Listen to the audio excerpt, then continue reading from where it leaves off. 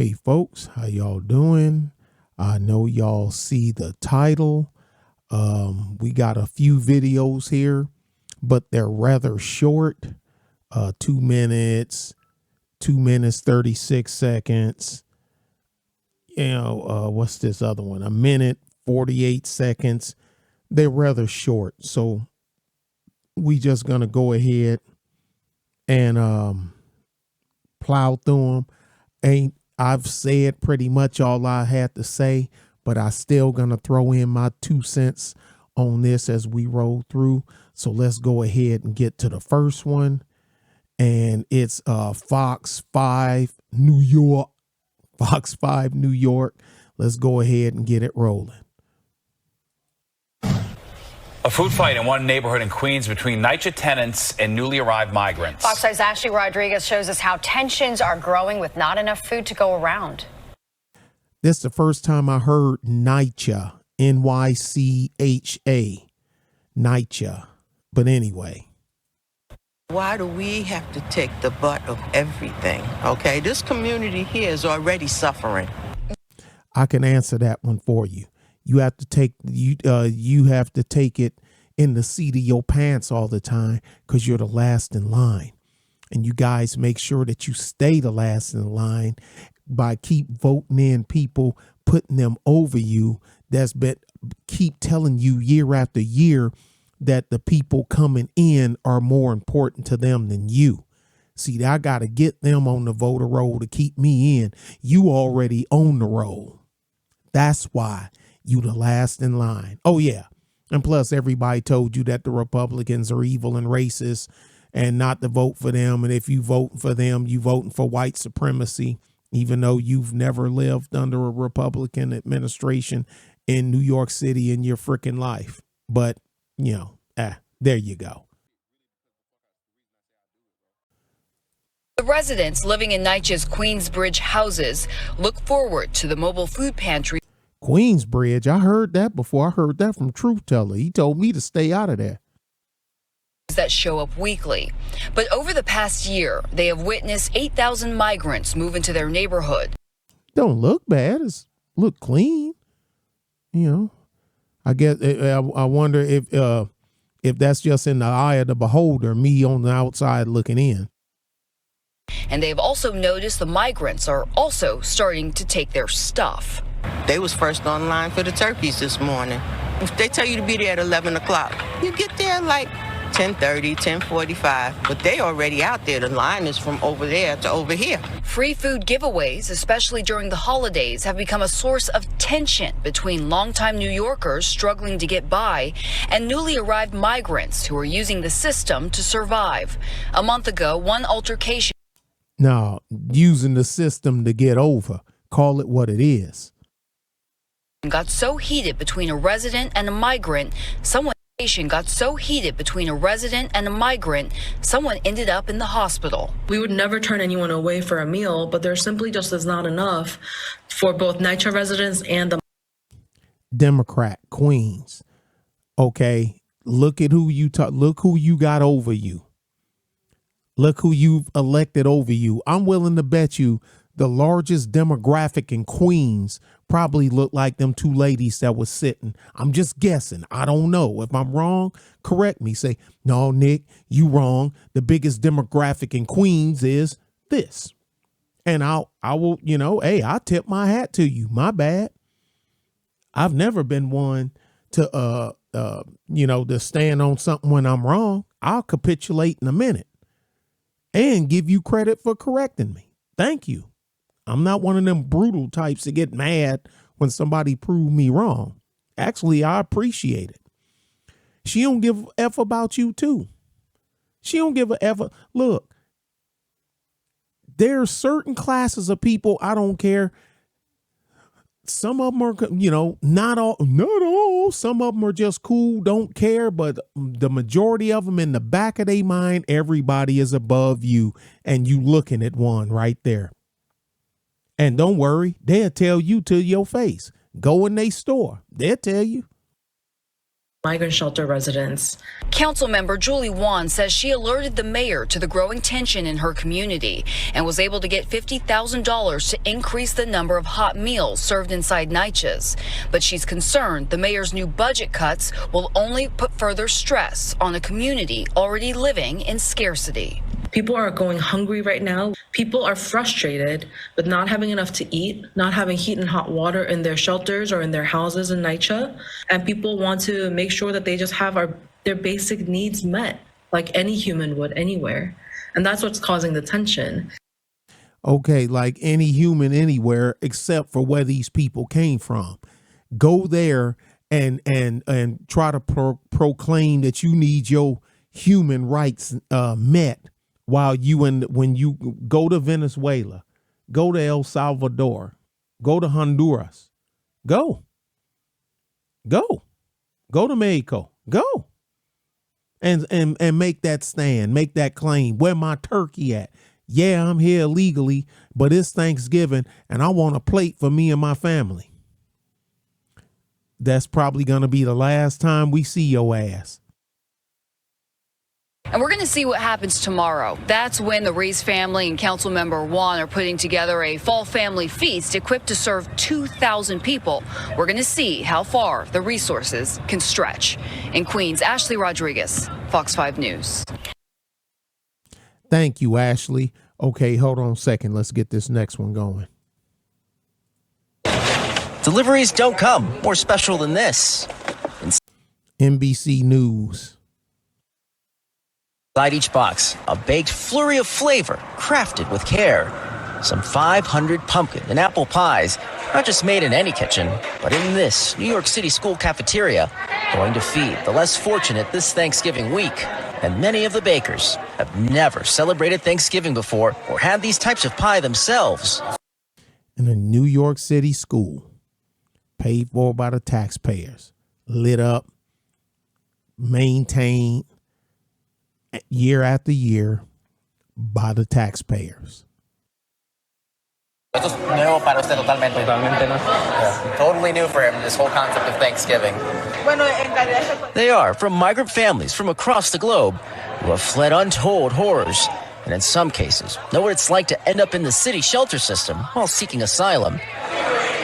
Like Darwin Reyes, who says he and his 7-year-old son Santiago escaped being kidnapped and tortured by militants in his native Colombia. ¿Qué significa eso para usted? What does it mean to be helping other families in similar situations today during Pi Day?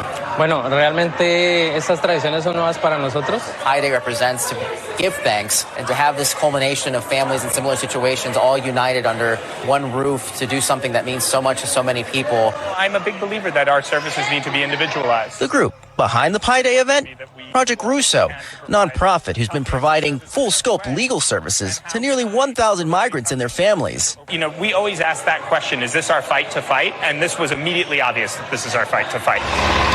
Lately, its work has shifted to address the estimated 120,000 migrants that have arrived in the city this year alone. And when we think about it, Thanksgiving started as welcoming a stranger to America, wasn't it? So it's very much the same spirit. Also caught in that spirit. Sure. Yeah, the welcoming a stranger story ain't quite like the books and the fairy tale of it is told, but we ain't gonna get into that. The Shanori family, who fled ethnic, religious, and political persecution by the Taliban. I feel that I'm really thankful to God because I was the luckiest person. I'm an Afghan woman who has the opportunity to educate and continue and follow my dreams. I know that this opportunity cannot be given to everyone. So it doesn't matter where you're from, what country you come from, friendship, family, that is true everywhere. Exactly. Especially for the immigrants, the U.S. is the land of dreams, the land of opportunities. Families who have had to rebuild their own lives, now hoping to help others do the same, even if it's one pie at a time. God have mercy upon us.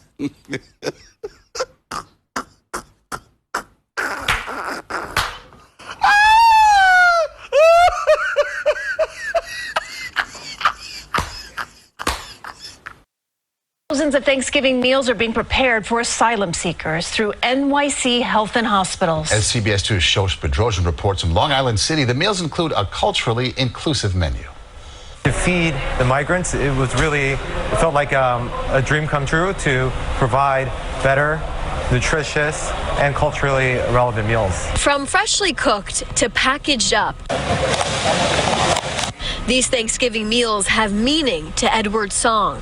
This tradition might not be something that's familiar with a lot of our migrants today. Song, the CEO of Commissary, says it's an opportunity to welcome migrants to American culture. Honor both this very old American tradition, but also provide a meal that was nostalgic for our population. His kitchen has partnered with New York City Health and Hospitals to make thousands of Thanksgiving meals. This is our boneless chicken thigh. With hopes of bringing a sense of comfort or familiar tastes and foods. We lay them out, we season with like adobo. To migrants in new, unfamiliar locations. Instead of turkey, we did baby chicken leg, for example, with the brown gravy, just because chicken is more familiar to them. As you can see, this assembly line is hard at work here. This is where all of the magic is happening. Commissary says they're preparing over 27,000 meals for lunch and dinner for Thanksgiving. The story of migration runs deep for the 350 workers cooking the meals, including Song and his staff. They say their experiences fuel them to provide high-quality meals and warm hospitality. The migrants here, they went through so much to get here, and for us to not show them what New York City is all about would be a service to not only us, but the previous generations of New Yorkers that welcomed. In Long Island City, Queens, Shosh Bedrosian, CBS 2 News. Oops. Yeah, just wait till they find out to see the real underbelly of New York. Now, this final story here, it's not in New York or Chicago or California or even Texas. Well, Nick, why the hell we want to see? Where is it from? It's in Montana. Oh, but okay, hold on. Don't get up yet. Sit down.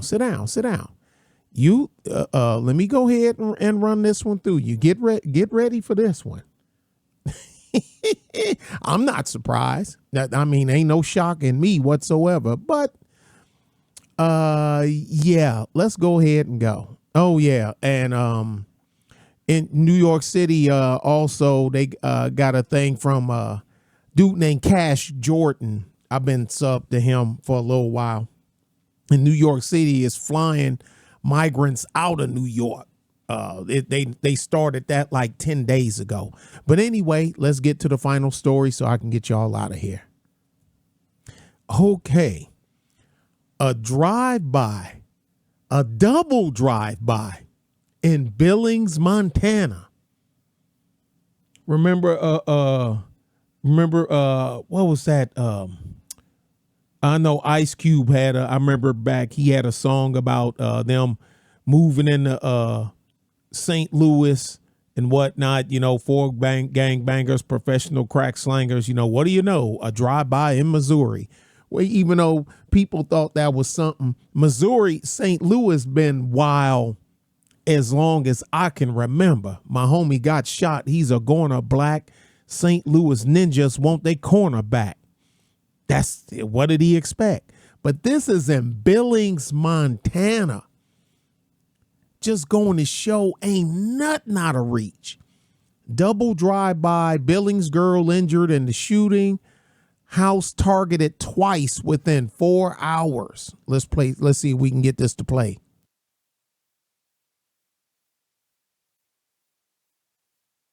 Just before midnight on Friday, shots hit the back of this house on South 31st Street in Billings, striking an 11-year-old girl in the shoulder who was asleep inside. 4 hours later, the house was hit again, this time in the front. We hear gunshots all over. It's a sound residents are all too familiar with. There's areas like that. It already has a reputation, has had for years, that it's unsafe. How many of y'all know that there was an unsafe hood in Montana where they clapping like this? In Montana. What?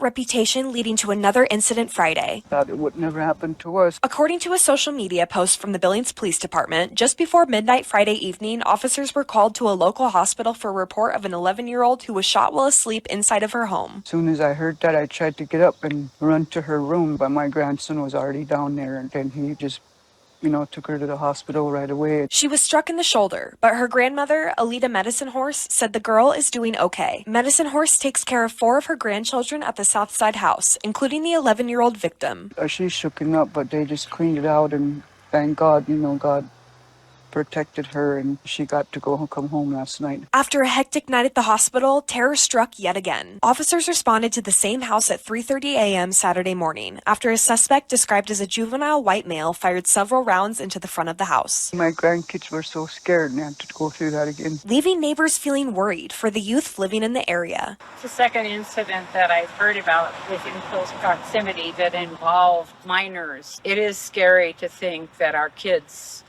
would be subjected to that. Marguerite Feelig is a volunteer with the Southside Task Force and was picking up garbage Saturday morning with another volunteer, Catherine Card, when the pair learned of the double drive-by shooting. That's really heartbreaking to see another example in our city of a young person being injured or killed. The investigation is ongoing. She's so shooken up right now, and she's scared, but I told her to keep praying. In Billings, Kelsey Marison, MTN News. Okay, let me see. I think these words I think this is just what they said in the thing. Yeah, that's what it looked like. Yeah, a little 11-year-old girl. Man, who knew they were clapping like that in Montana? Gee, I wonder who it is. Hey, this one we ain't gonna be able to put on the black man. Finally. Well, I wonder who it is. Well, anyway, there you go. A double drive-by in Billings, Montana. Tell me what you think. Y'all be good, be safe. And if you plan on going through Billings, you better put that vest on. Keep your head low and your neck on a swivel. Bye.